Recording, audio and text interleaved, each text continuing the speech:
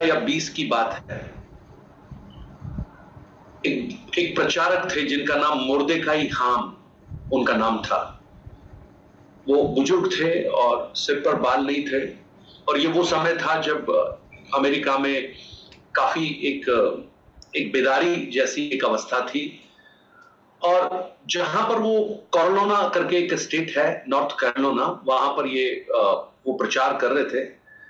तो पूरा टेंट लगा के कर रहे थे, टेंट लगा हुआ था एक मैदान में।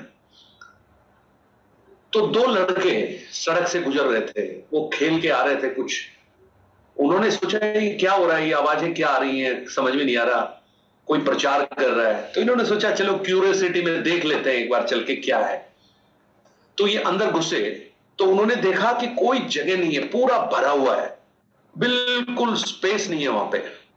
तो ये वापस जाने वाले थे, देख के अचानक वहां पर एक अशर समझते हैं आप? अशर होते हैं जो उनको सेवा कार्य के लिए रखा गया है, वॉलेंटियर बोल सकते हैं उनको, है ना, वॉलेंटियर। एक वॉलेंटियर की नजर उन पर पड़ी और उसने देखा कि ये लोग शायद वापस जाने वाले हैं। तो वो दौड़कर आया, दूर से दौड़कर उनके पास आया और आकर उनका हाथ पकड़कर उनको बोला कि नहीं नहीं, आप रुकिए, आप जाइए मत, मैं आपको सीट का इंतजाम करता हूं। और वो काफी जगह देखा उसने, जगह खाली फिर दिखी एक, वो दोनों को ले जाकर वहां पर बड़े आराम से बिठाया। तो उन्होंने उनको थैंक यू भी बोला और वो प्रचार ये सुनते रहे वहां बैठकर। और जब प्रचार सुने तो परमेश्वर की आत्मा ने उनके जीवन में काम किया और उन दोनों ही नौजवानों ने प्रभु यीशु को अपना जीवन दिया। ये बात तो हो गई, मतलब उन्होंने उद्धार पा लिया, कितनी अच्छी बात थी। परंतु पता है वो जो उन दो लड़कों में से एक लड़के का नाम क्या था? एक लड़के का नाम था बिली ग्राहम। आपने सुना है बिली ग्राहम का नाम? जिसने लाखों लाखों लोगों को सुसमाचार सुनाकर परमेश्वर के राज्य में प्रवेश कराया।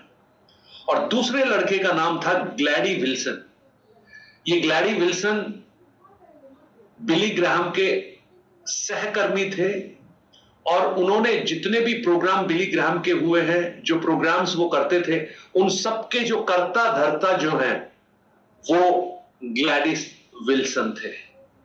तो आप देखिए, दो नौजवानों ने पूरे विश्व को प्रभावित किया। जानते हैं किसकी वजह से? बताइए किसकी वजह से? उस अशर की वजह से।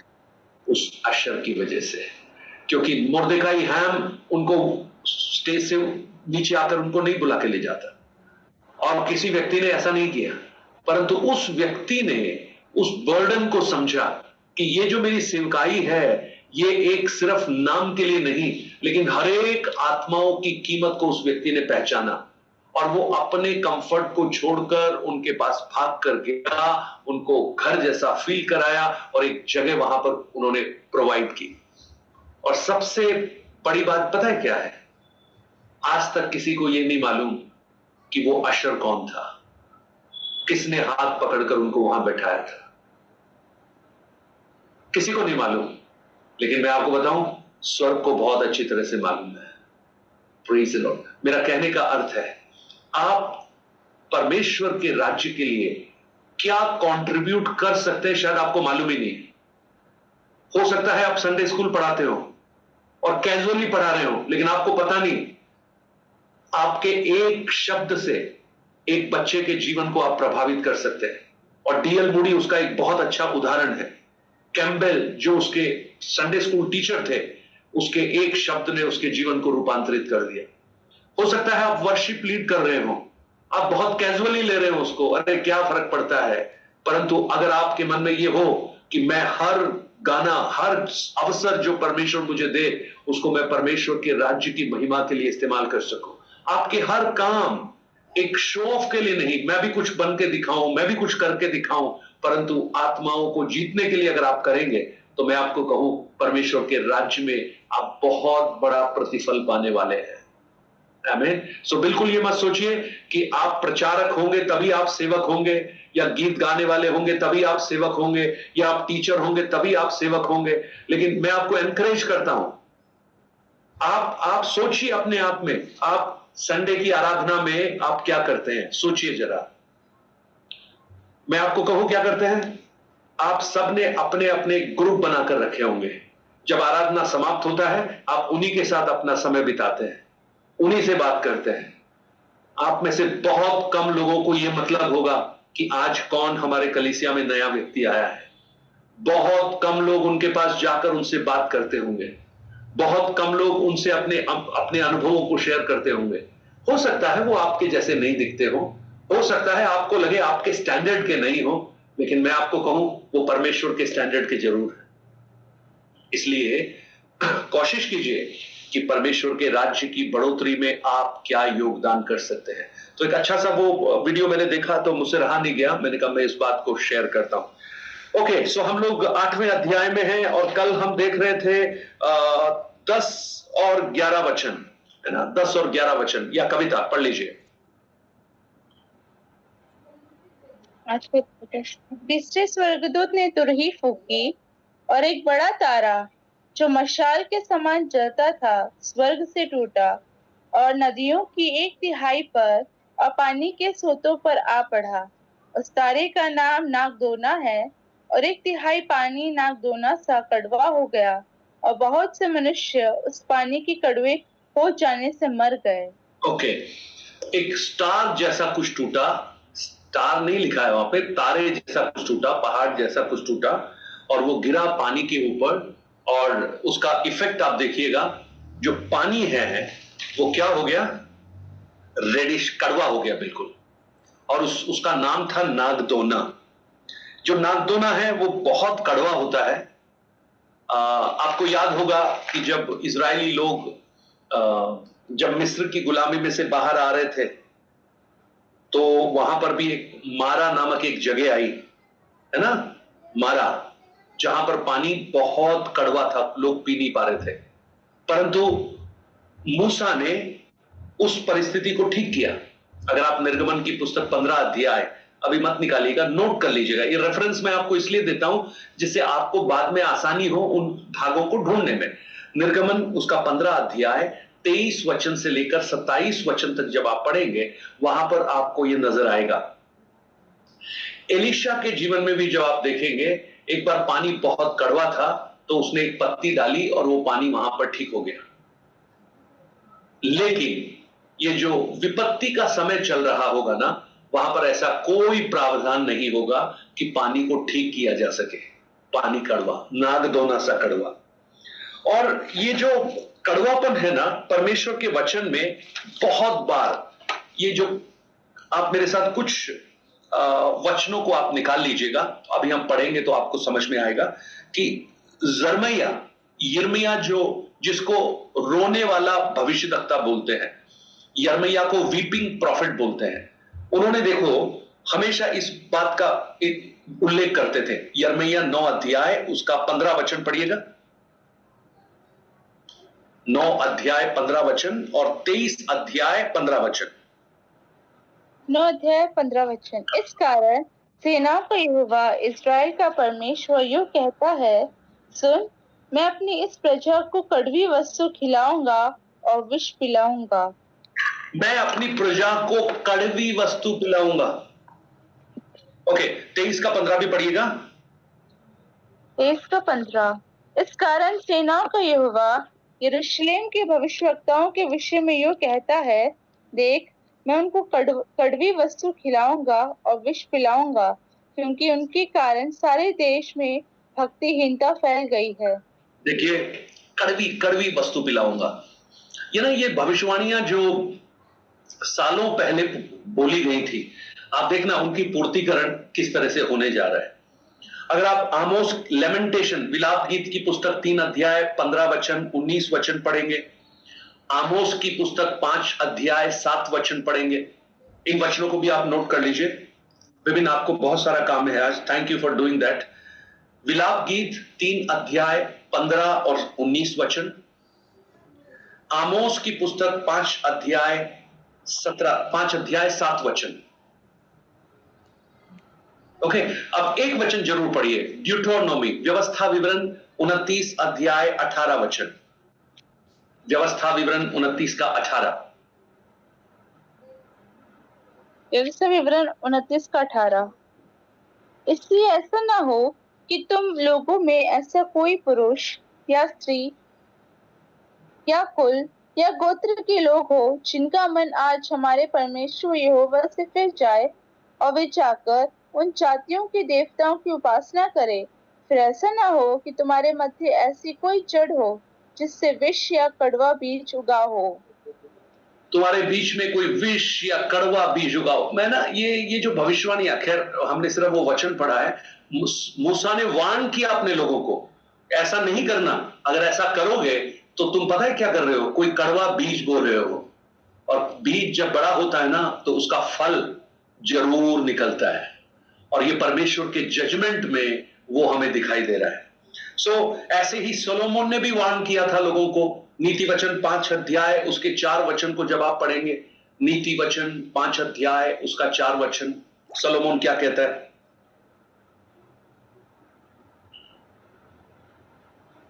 नीति वचन 5 का 4। परंतु इसका परिणाम नागदोना सा कड़वा और धोधारी तलवार सा पैना होता है। नागदोना सा कड़वा होगा, और यही नागदोना देखिए वहां पर पानी को पूरी तौर से कड़वा बना दिया। देखिए, उस पानी को पीने से अगर लोग मर रहे हैं तो आप जानवरों की तो बात ही मत कीजिए, राइट? मैंने जैसा आपको बताया, एक समय था जब कड़वे पानी को मीठा किया जा सकता था। एलीशा ने कर दिखाया, मूसा ने ऐसा किया। लेकिन इन विपत्ति के समय में ऐसा कोई जड़ी बूटी नहीं होगी, ऐसा कोई प्रावधान नहीं होगा, ऐसा कोई व्यक्ति नहीं होगा जो उस कड़वेपन को दूर कर सके। लेमेंटेशन 3 अध्याय 15 वचन और 19 वचन है ना, वो रजत ने पूछा है इसलिए नोट कर लीजिए। राइट, पानी कड़वा हो गया। राइट, अब हम चौथे ट्रम्पेट की ओर चलते हैं। चौथा ट्रम्पेट, और वो है 12 और 13 वचन। बस ये समाप्त हो रहा है वो अध्याय, 12-13 वचन के साथ वो अध्याय समाप्त हो जाएगा। 12 और 13 पढ़िएगा। चौथे स्वर्गदूत ने तुरही फूंकी और सूर्य की 1/3 और चांद की 1/3 और तारों की 1/3 पर आपत्ति आई, यहाँ तक कि उनका 1/3 अंग अंधेरा हो गया और दिन की 1/3 में उजाला ना रहा, और वैसे ही रात में भी। जब मैंने फिर देखा तो आकाश के बीच में एक उकाब को उड़ते और ऊंचे शब्द से ये कहते सुना, उन 3 स्वर्गदूतों की तुरही के शब्दों के कारण जिनका फूंकना अभी बाकी है, पृथ्वी के रहने वालों पर हाय हाय हाय। ओके, अब देखिए 3 तुरहियां फूंकी जा चुकी हैं और ये चौथी तुरही फूंकी जा रही है।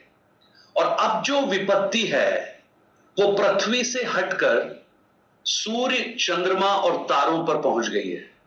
यानी पहली 3 विपत्तियों को अगर आप देखेंगे तो उनका प्रभाव पृथ्वी पर और जल स्रोतों पर और वनस्पति पर हुआ है। लेकिन जब चौथी तुरही फूंकी जाएगी तो क्या हो रहा है, सूरज और चंद्रमा और तारे, उन पर विपत्ति आई है। ये जो विपत्ति है ये पूरे विश्व को प्रभावित करेगी। राइट, क्यों विश्व को प्रभावित करेगी? क्योंकि पृथ्वी का जो मेन जो सोर्स ऑफ एनर्जी है ना, ये उसको प्रभावित करने जा रही है। देखिए, जलाशयों की अगर हम बात करते हैं, 1/3 जलाशय अगर खत्म हो गए हैं तो समझ लीजिएगा एक तरफ से 1/3 हुआ है तो दूसरी तरफ के लोग तो फिर भी पी सकते हैं पानी। परंतु सूरज अगर 1/3 हो गया है तो it is for entire world. चंद्रमा अगर हो गया है तो एंटायर वर्ल्ड, तारे हो गए तो पूरे विश्व के ऊपर ये प्रभाव पड़ने वाला है। और देखिए उस 12 वचन को जब आप पढ़ेंगे, वहां लिखा है सूर्य की 1/3 और चंद्रमा की 1/3 और तारों की 1/3 पर आपत्ति आई, यहां तक कि उनका 1/3 अंग अंधेरा हो गया और दिन की 1/3 में उजाला ना रहा और वैसे रात में भी। यानी जो सन है ना, उसका 33% डार्क हो गया। आपको पता है जब सोलर इक्लिप्स आता है, जब चंद्र ग्रहण आता है, थोड़े समय के लिए, हम जब बच्चे होते थे तो बोलते थे उसकी तरफ खाली आंख से मत देखना, अंधे हो जाओगे। तो हम लोग चश्मा वश्मा लेते थे, या प्लास्टिक के पन्ने, उस समय चश्मे नहीं होते थे, लेके देखते थे। अब कल्पना कीजिए कि सूरज की रोशनी अगर 1/3 खत्म हो जाए, मतलब 1/3 उसका पार्ट ही कम हो गया, 1/3 अंग अंधेरा हो गया। सूरज की रोशनी जो है ना, जब पूरा सूरज गोल है तो उसकी रोशनी से दिन और रात होते हैं। ये जो साइकिल है, इट इज अ साइकिल। आप सोचिए, अगर हमारी भारत के ऊपर सूरज का एक पर्टिकुलर हिस्सा अगर आ रहा है और अगर उस हिस्से में पूरा डार्क हो जाए तो क्या होगा? हम लोग कहां होंगे फिर? We were in darkness. अगर सूरज की रोशनी वनस्पतियों पर नहीं पड़ी, घास पर, धूप पर, पेड़ों पर, जानवरों पर नहीं पड़ी, तो आपको मालूम है उसका क्या परिणाम हो सकता है? ये बहुत ही क्रिटिकल होगा। मतलब एंटायर जो नेचुरल सिस्टम है ना हमारा, वो डिस्टर्ब हो जाएगा।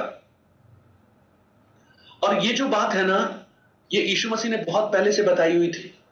यीशु मसीह ने बोला था, प्रोफेसी की थी उसकी, भविष्यवक्ताओं ने प्रोफेसी की थी। चलिए, मत्ती रचित सुसमाचार में 24 अध्याय जो है, वो बहुत कुछ यीशु मसीह के दूसरे आगमन के दूसरे भाग के बारे में लिखा है।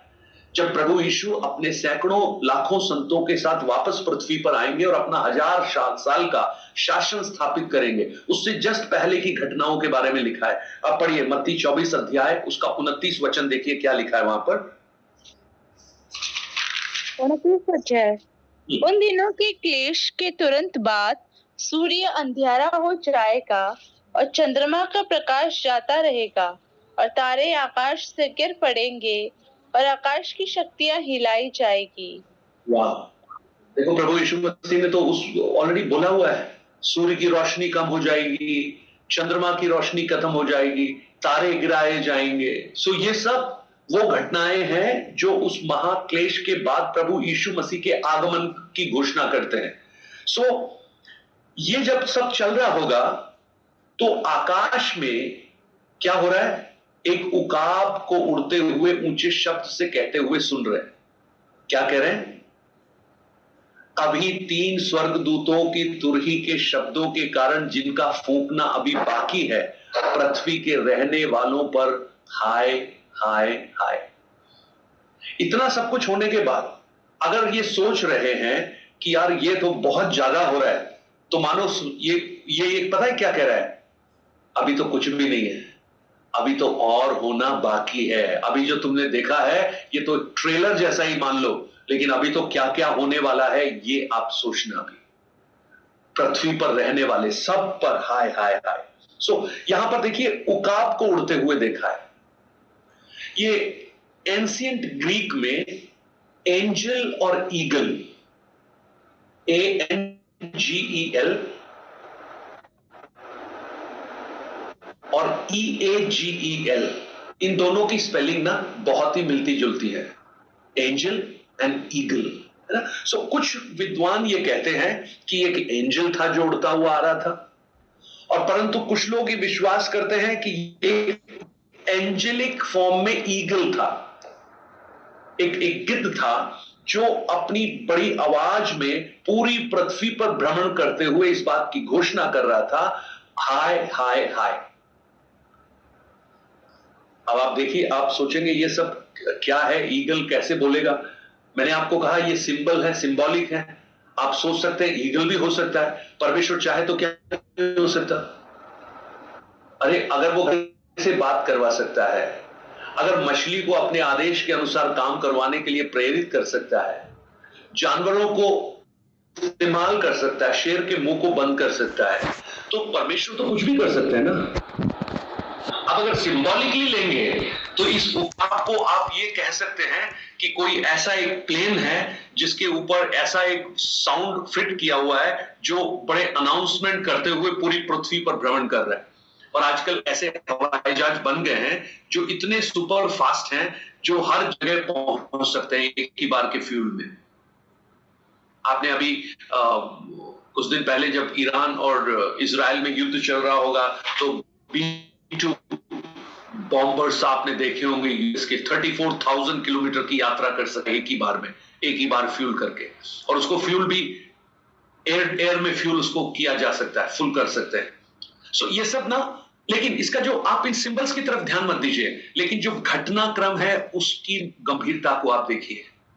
यानी एक अनाउंसमेंट हो रहा है, अभी बहुत कुछ होने वाला है।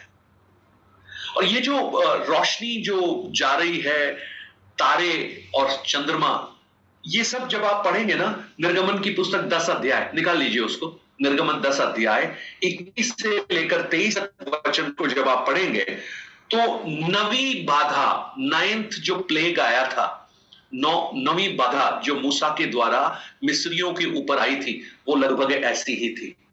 पढ़िए निर्गमन 10 का 21 से 23। फिर यहोवा ने मूसा से कहा, अपना हाथ आकाश की ओर बढ़ा कि मिस्र देश के ऊपर अंधकार छा जाए, ऐसा अंधकार कि टटोला जा सके। तब मूसा ने अपना हाथ आकाश की ओर बढ़ाया और सारे मिस्र देश में 3 दिन तक घोर अंधकार छाया रहा।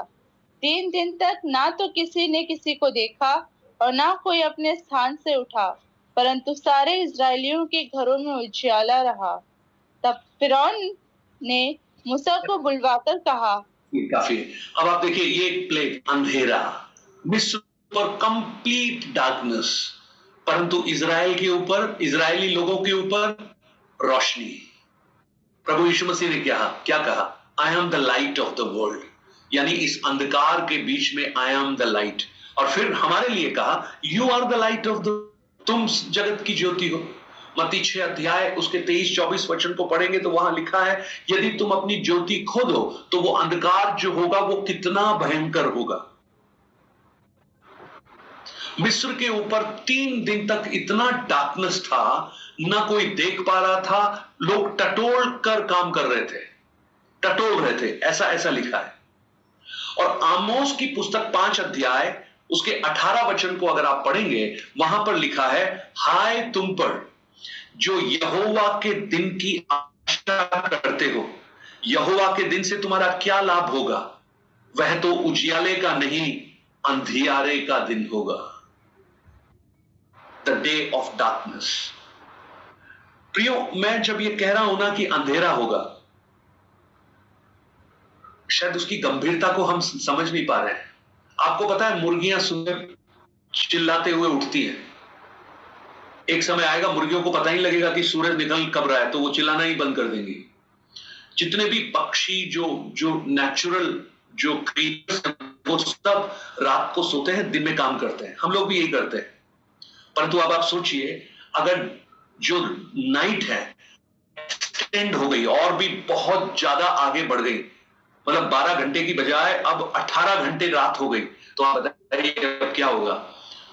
फैक्ट्रीज, ऑफिसर्स, ट्रेन्स, गाड़ियां, ये सब इनका चलना, और सौर ऊर्जा जो सोलर से चीजें चलती हैं, वो सब जो काम करते हैं, लोग दिहाड़ी कमाते हैं, जो सुबह काम पर जाते हैं, वो सब क्या करेंगे? वो लोग, पता किसी को बहुत फायदा होने वाला है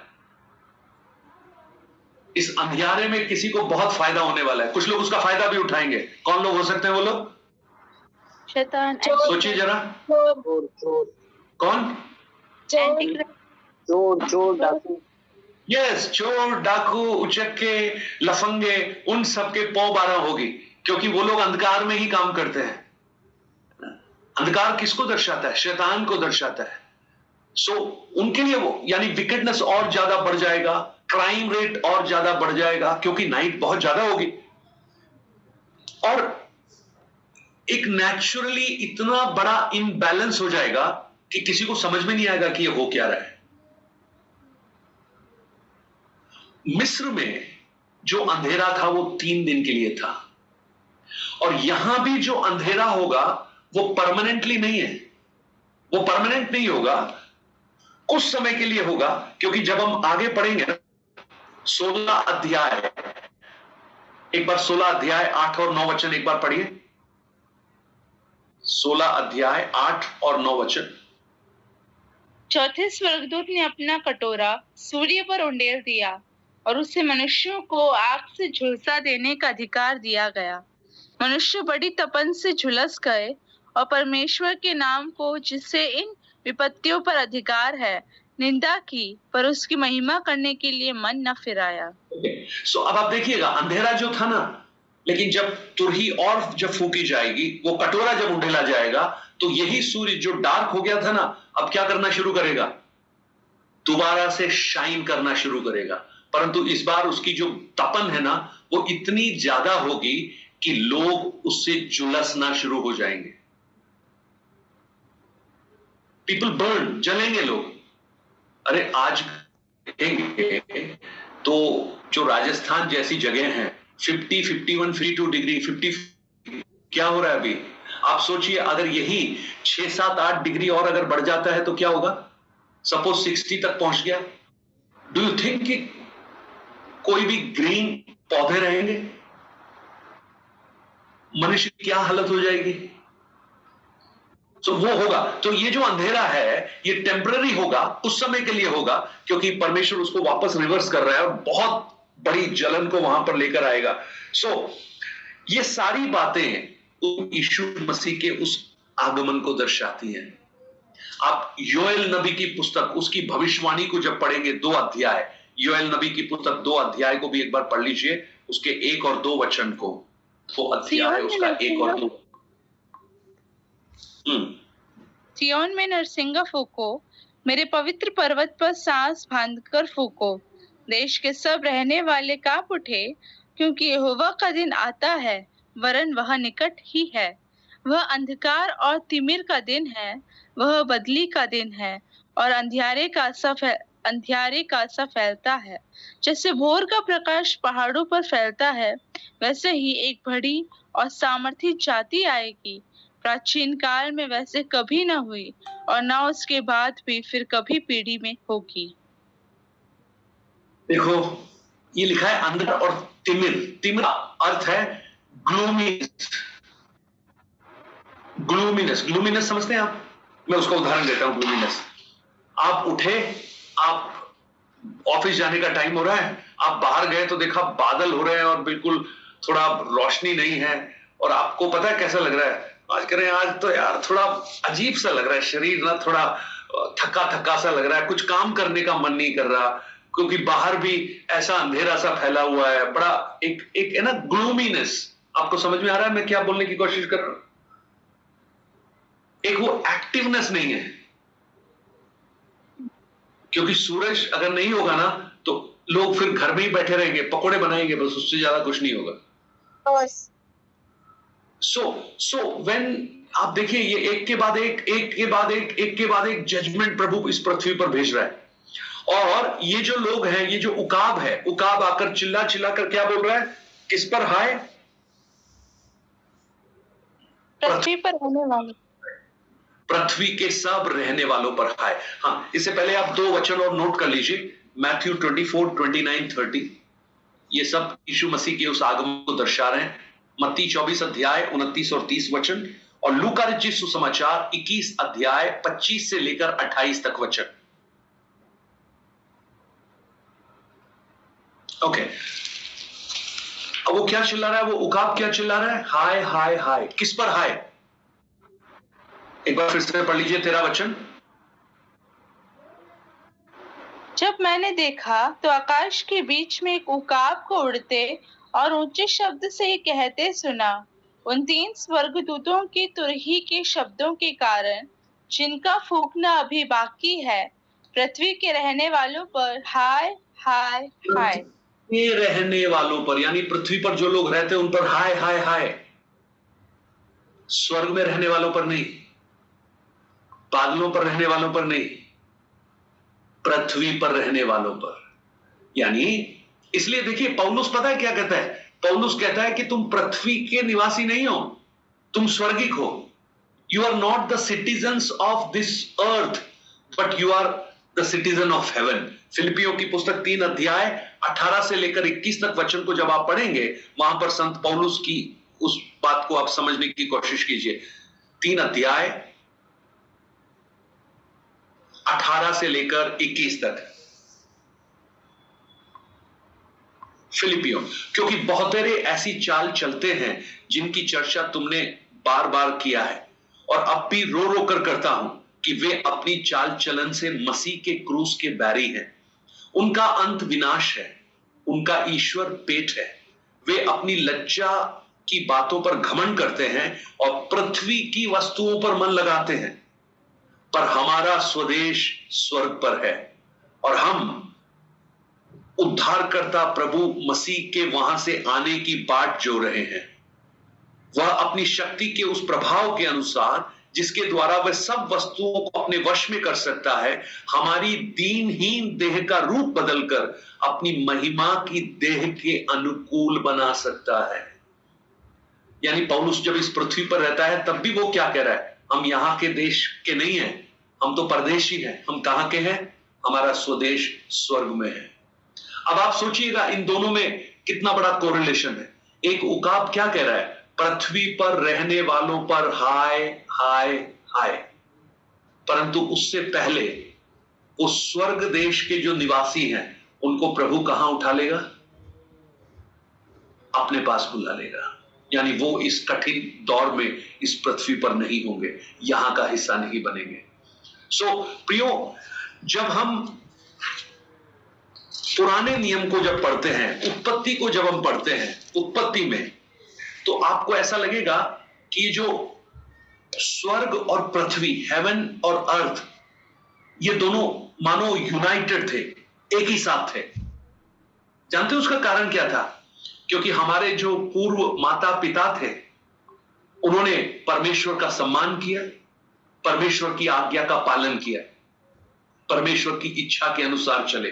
मैं आदम हव्वा की बात कर रहा हूं, इसलिए आप परमेश्वर को हर दिन उनके साथ बात करते हुए देखेंगे। ऐसा लगता है जैसे दोनों मिले हुए हैं, अर्थ एंड हेवन मिले हुए हैं, एक ही साथ है, यूनाइटेड है। पर क्या हुआ? शैतान ने उनको टेम्प्ट किया, उनको भ्रमित किया और उनको बताया कि यार तुम एक अपनी अलग जगह बनाओ ना, पृथ्वी पर हो, तुम कहां इनके चक्कर में पड़ रहे हो। और वो डिसओबे करने के बाद, पाप करने के बाद मनुष्य को परमेश्वर ने कहां पर रख दिया? पृथ्वी पर रखा। पहले भी पृथ्वी पर ही था, परंतु पहले परमेश्वर भी उनके साथ था, परंतु अब परमेश्वर रहित हो गया वो। और इतना सिर्फ नहीं, स्वर्ग और पृथ्वी के बीच में एक बहुत बड़ा क्या बना दिया? गल्फ भी बना दिया, एक बहुत बड़ा एक गैप बना दिया। अगर आप लूका रचित सुसमाचार 16 अध्याय उसके 26 वचन को पढ़ेंगे, वहां पर जब वो धनवान व्यक्ति ने अब्राहम से पुकार कर कहा कि लाजर को एक बार भेज दे कि मेरे मुंह पर पानी लगा दे, तो तब अब्राहम उसको कहता है भाई वो आ नहीं सकता, क्योंकि इन दोनों के बीच में एक बहुत बड़ा गल्फ है। एक बार पढ़ लो 16 अध्याय उसका 26 वचन। लूका रचित सुसमाचार 16 अध्याय उसका 26 वचन।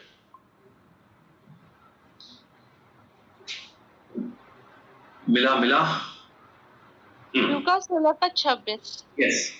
इन सब बातों को छोड़ हमारे और तुम्हारे बीच एक भारी गड्ढा ठहराया गया है कि जो यहाँ से उस पार तुम्हारे पास जाना चाहे वे न जा सके और ना कोई वहां से इस पार हमारे पास आ सके। एक बार फिर से कविता। इन सब बातों को छोड़ हमारे और तुम्हारे बीच एक भारी गड्ढा ठहराया गया है कि जो यहाँ से उस पार तुम्हारे पास जाना चाहे वे न जा सके और न कोई वहां से इस पार हमारे पास आ सके। यानी जब मनुष्य ने पाप किया तो दोनों के बीच में क्या बन गया? देयर इज ए गल्फ, उसको कोई पार नहीं कर सकता।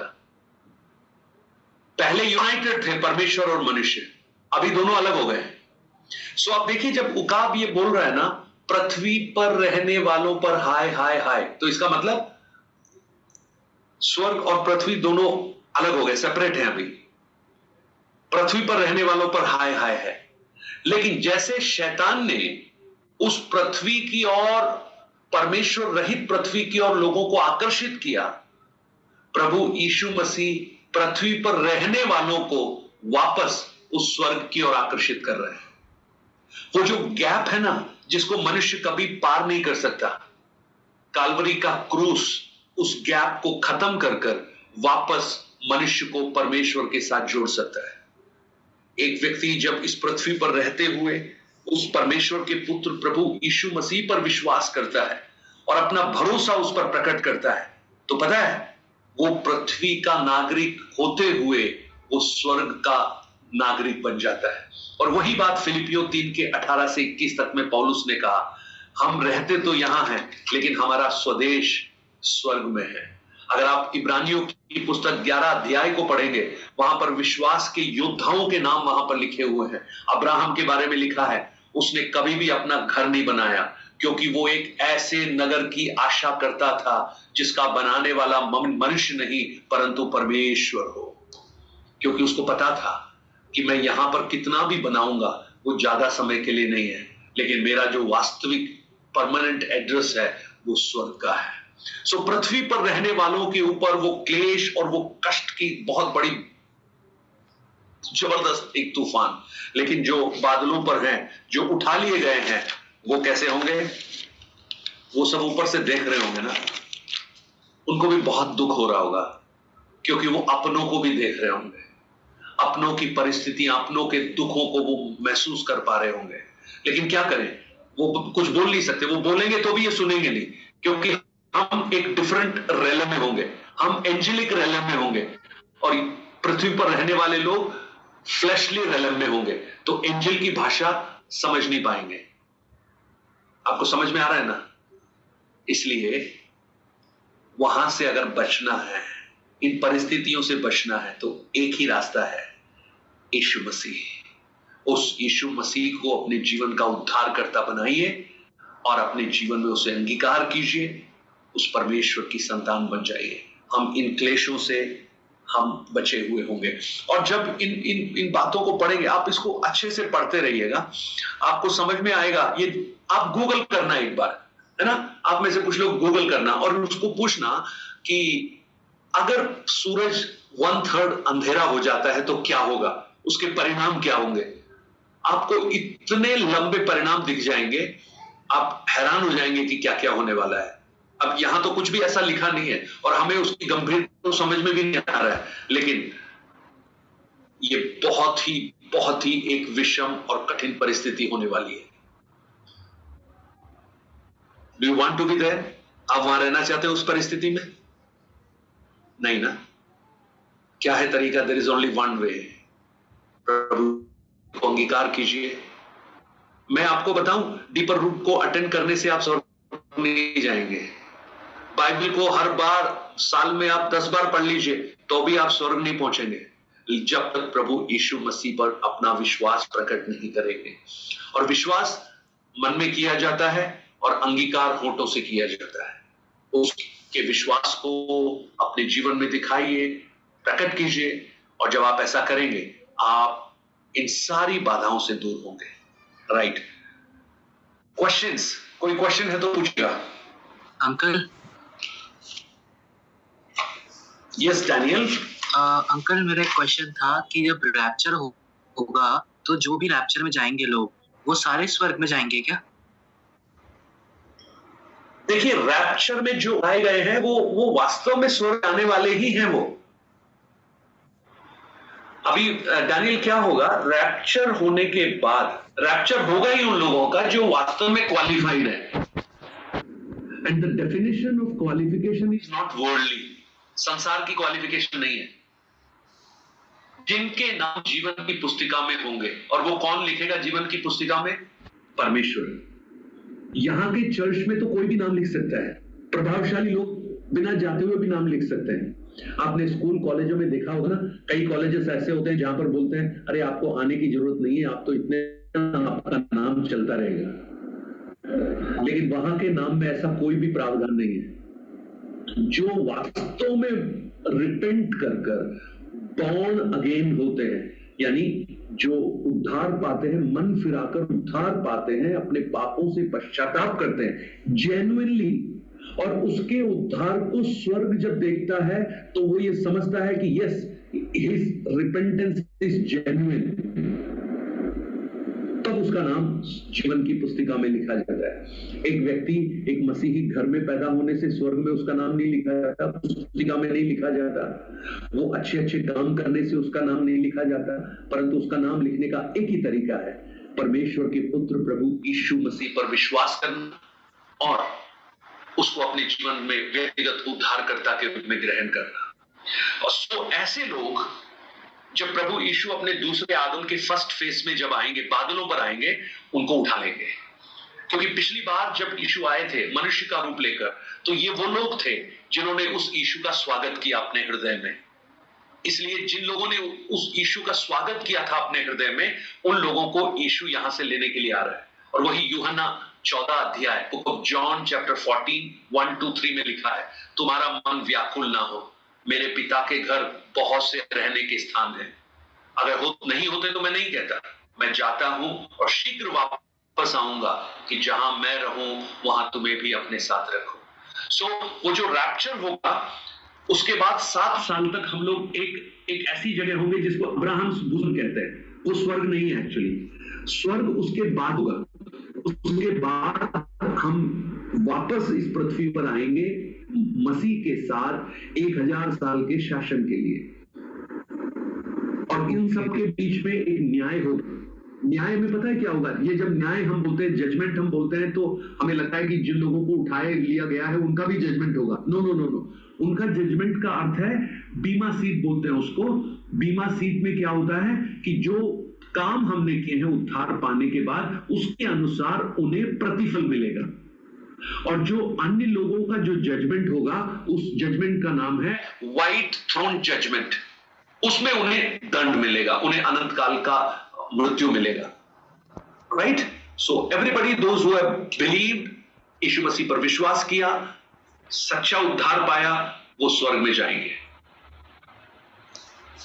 पास्टर जी, मेरा एक सवाल है। यस, जैसे आपने बोला डे ऑफ डार्कनेस प्रभु का दिन है, तो वो कैसे है? Day of darkness, yes. हाँ देखो, डे ऑफ डार्क जब अब यहां देखा ना, जब चौथे स्वर्गदूत ने तुरही फूकी तो सूर्य का 1/3, चांद का 1/3 डार्क हो गया। और वहां लिखा है दिन का 1/3 उजाला नहीं होगा। मतलब अभी अगर दिन 10 घंटे का है, तो वो जो दिन होंगे ना, वो 3 घंटे हटा दीजिए, उसमें से 7 घंटे के रह जाएंगे। अब जस्ट इमेजिन उसका क्या क्या इफेक्ट होने वाला है नेचर के ऊपर भी। तो जैसे जोएल ने भविष्यवाणी की, प्रभु यीशु ने भविष्यवाणी की कि एक अंधकार का समय आ रहा है, और प्रभु यीशु ने यह भी कहा कि अभी दिन है, इसलिए मुझे उसका काम करना आवश्यक है। ऐसा समय आएगा जब अंधकार होगा, मैं काम नहीं कर पाऊंगा। It's a day of darkness. और इस डार्कनेस को आप लिटरल डार्कनेस सिर्फ नहीं, और भी बहुत चीजों में डार्कनेस आप मान सकते हैं। स्पिरिचुअली डार्कनेस मान सकते हैं, यानी जो शैतान के जो काम है, शैतान के काम बहुत ज्यादा बढ़ जाएंगे, उसको भी हम डार्कनेस बोलते हैं।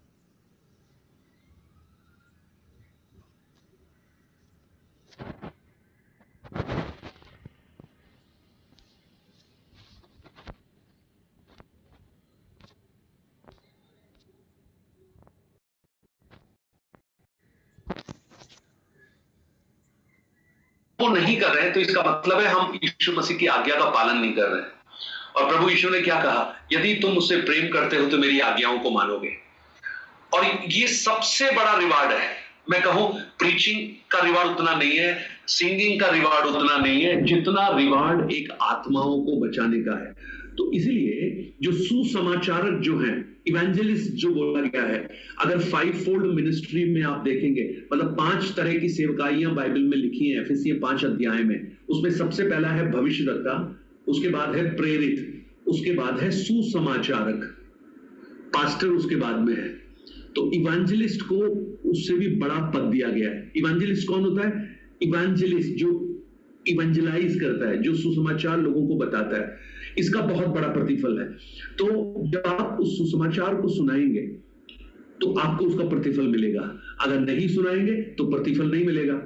तो आप ये कल्पना कीजिए, लिखा है, बाइबल कहती है इस बात को, बहुत से लोग स्वर्ग में जाएंगे, लेकिन वो हमेशा के लिए लज्जित होने के लिए स्वर्ग में जाएंगे, क्योंकि उनको कोई प्रतिफल नहीं मिलेगा।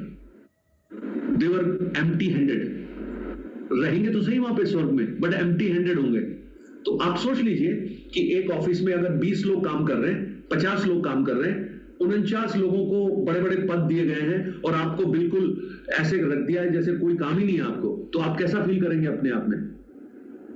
Very ignored, embarrassed. तो स्वर्ग में ऐसे बहुत सारे लोग होंगे जिन्होंने उद्धार पाने के बाद कोई भले काम नहीं किए हैं, ना तो कभी सुसमाचार सुनाया है, ना किसी को विश्वास लेकर आने की कोशिश की है, परंतु जो आते हैं उनको वापस हटाने की कोशिश करने के बड़े सारे काम किए उन्होंने। चुगलखोरी की है ना, गॉसिप की है, उनके विरुद्ध उनको बोला है, उसकी बात उसको, उसकी बात उसको, और क्या करने की कोशिश कर रहे हैं वो लोग? वो चर्च को डिस्ट्रॉय करने की कोशिश कर रहे हैं। चर्च किसका है? किसी व्यक्ति का है? No no no, it is Jesus most loving thing. यीशु मसीह का प्राण है एक तरह से, और उसके साथ खिलवाड़ करना इट इज डेंजरस। तो हम जो भी कर रहे हैं ना, आप सुसमाचार सुना रहे हैं, उसका बहुत बड़ा प्रतिफल वहां पर मिलेगा। Thank you uncle, God. चलिए, सो लेट्स प्रे। हम प्रार्थना करते हैं। और अभी तो बहुत सारी, अभी आप मुझे बताइए, 8 अध्याय हो गए हैं, कुछ अभी समझ में आ रहा है? आपको ऐसा लग रहा है कि प्रकाशित वाक्य कठिन है? मैं आपके रिस्पॉन्स सुनना चाहता हूँ। बहुत कठिन लग रहा है क्या आपको? अब अच्छे से समझ आ रहा है। समझ में आ रहा है, अच्छे से समझ में आ रहा है? समझ में आ रहा है। आप 1 से 8 अध्याय तक अभी बिल्कुल क्लियर है आपको? जी। पहला अध्याय उस स्वर्ग के दर्शन को वो देखना शुरू कर रहा है। दूसरे और तीसरे अध्याय में 7 कलीसियाओं के नाम संदेश है। चौथे अध्याय में एक सिंहासन पर परमेश्वर को देखा जिसकी आराधना हो रही है। 5वें अध्याय में मेमने को देखा जिसकी आराधना हो रही है। 6ठे अध्याय में मोहरें खोली जा रही हैं। 7वें अध्याय में बड़ी भारी भीड़ को देख रहा है। 2 तरह की भीड़, एक 1,44,000 यहूदी, और दूसरी तरफ एक बहुत बड़ी भीड़ जिसको कोई गिन नहीं सकता। और 8वें अध्याय में 4 तुरही फूंकी जा रही है। तो ये सब क्लियर है ना? ये सब क्लियर होना चाहिए। आपको बहुत ज्यादा थियोलॉजी में उसमें समझ में ना भी आए, तो भी आपको ये क्लैरिटी होनी चाहिए कि ये क्या है। जिस कविता आप कुछ बोल रहे हो? जी सर, मैं ये पूछ रही थी सर, जैसे कि जो ये महाक्लेश होने वाले हैं, तो रैप्चर इनसे पहले होगा या बाद में होगा वो? नहीं, अच्छा, आपने शायद बाद में ज्वाइन किया है। देखिए, महाक्लेश जो अभी हो रहा है उससे पहले 4थे अध्याय में रैप्चर हो गया। 4थे अध्याय के पहले वचन में यीशु मसीह आवाज बोलती है, ऊपर आ जा। तो ऊपर आने का मतलब क्या है? कलीसिया चली गई। तो वहां से लेकर 19 अध्याय तक कलीसिया का नाम कहीं भी आप नहीं देखेंगे। मतलब चर्च है ही नहीं यहाँ पे, कलीसिया है ही नहीं, कलीसिया तो उठा ली गई। तो रैप्चर तो उससे पहले ही होगा, क्योंकि रैप्चर के समय प्रभु अपनी कलीसिया को छोड़े, वो क्लेश और महाक्लेश में अपनी कलीसिया को यहां नहीं छोड़ेगा। राइट, चलिए, सो लेट्स प्रे, प्रार्थना करें और परमेश्वर को धन्यवाद दें इस पुस्तक के लिए। और ये पुस्तक हमें तैयार करती है प्रियो, ये पुस्तक हमें डराती है, ये पुस्तक हमें मजबूर करती है उस प्रभु के वचनों में चलने में, और ये पुस्तक हमें तैयार करती है उन लोगों को जिन्होंने अभी तक उस उद्धारकर्ता को नहीं पहचाना, वो भी इस बात को जाने।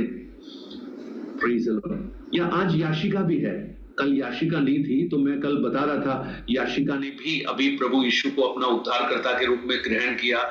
याशिका, निकुंज और सुनीता बहन। तो एक और भाई है हार्दिक, वो बेटा है, वो नहीं है। तो 4 लोग थे जिन्होंने इस पुस्तक को पढ़ते पढ़ते ये सोचा कि हम तो भैया उस समय यहाँ नहीं रहना चाहते हैं, हम तो ऊपर ही रहेंगे। ये आपका बहुत ही अच्छा डिसीजन है। और ऐसे अभी बहुत से भाई बहन होंगे जो अभी भी सोच रहे हैं कि हम तो यही घर में रहेंगे, अपना बेडरूम बहुत अच्छा है।